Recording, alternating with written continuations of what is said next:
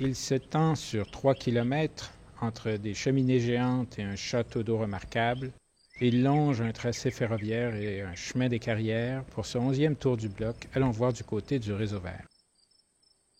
Aménagé au cours des dernières années, de plus en plus fréquenté, le réseau vert est une idée qui remonte au milieu des années 1980, lorsque Jean Doré et l'équipe du RCM devient l'administration montréalaise. Dans cette équipe inspirée, il y avait des personnes dont l'urbaniste et géographe Jean Descaries, qui allait suggérer de transformer certaines parties désuètes du vaste réseau ferroviaire de Montréal pour en faire des promenades reliant les quartiers au service de la population.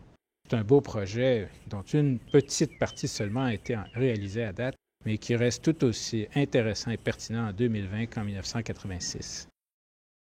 Avant d'aller s'y promener, suivons notre habitude et regardons les anciens plans et atlas de Bibliothèque et Archives nationales du Québec. Tout d'abord, l'atlas Hopkins de 1879, les planches 70, 71 et 90-91. On y voit les tout débuts de la présence ferroviaire dans le secteur, qui est autrement essentiellement agricole, malgré quelques rues qui apparaissent ici et là. Les chemins sont anciens, comme celui de Côte-Saint-Louis, qui connecte avec la Tannery Road, enfin, où il y avait des tanneries près de Mont-Royal, il y avait des carrières, et ça va devenir le chemin des carrières. Maintenant, l'Atlas Pinsonneau, vers 1907, les planches 8, 12 et 13. On y voit comment le territoire, jadis rural que traversait une voie ferrée, s'est complètement aménagé. Tout est loti, même si tout n'est pas encore bâti. La voie ferrée, comme la gare qu'on retrouvait chez Hopkins, sont désormais du Canadien Pacifique. Déjà, la Compagnie des tramways de Montréal a installé ses ateliers près de Saint-Denis, là où sont les garages de la Société de transport de Montréal. Et ce grand parc Crémazie, n'est-ce pas le fameux parc Laurier d'aujourd'hui? Le réseau vert commence rue Beaubien, entre Saint-Urbain et Waverly. Une belle occasion d'une promenade agréable entre du patrimoine industriel, une végétation étonnante et beaucoup de points de vue sur la ville. À l'angle de Saint-Laurent, on est entre deux de ces grands monuments des années 20. Il y a d'un côté l'entrepôt Van Horn, magnifique structure avec la forme qui suit la courbe du chemin de fer, et la cour à bois Villeneuve, un lieu magique. À côté, il y a un immense cratère, c'est le chantier spectaculaire des futurs ateliers de la Société de transport de Montréal. Au bout d'1 kilomètre, après avoir longé la voie ferrée, traverse interdite, d'anciennes usines de briques et divers chantiers, on arrive à Christophe-Colomb. On est face aux grandes cheminées de l'incinérateur des carrières. Cette construction des années 70 a été en fonction jusqu'en 1982 et depuis, elle attend peut-être un projet créatif pour lui redonner un sens dans une ville avide d'expériences nouvelles.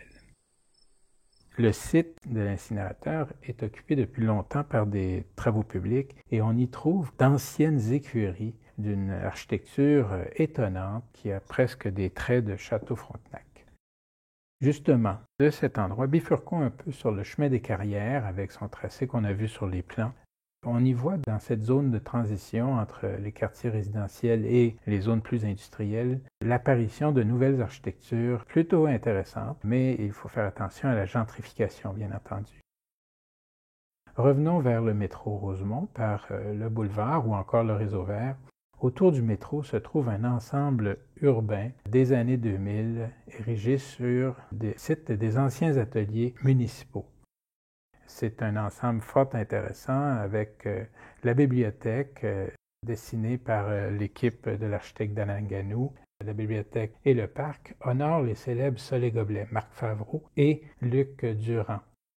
Des panneaux rappellent d'ailleurs la mémoire de ces très utiles et très art déco ateliers municipaux. S'il y a le réseau vert côté, il y a également le viaduc qui relie, depuis les années 70, le boulevard Rosemont et l'avenue Van Horn. Pour plusieurs, c'est un monstre de béton, mais quand on y pense, c'est aussi un belvédère véritable sur la ville. En 2017, les gens du Myland l'avaient d'ailleurs fermé en partie pour créer justement un Highline assez extraordinaire. De son sommet, on y voit le Mont-Royal, mais également une quinzaine d'églises. Alors, le quiz, saurez-vous les nommer? Au pied du viaduc, côté Van Horn et Myland, Il y a le Jardin du Crépuscule avec ses sculptures et ses idoles insolites en métal de l'artiste Le Mesurier, un voisin fort habile.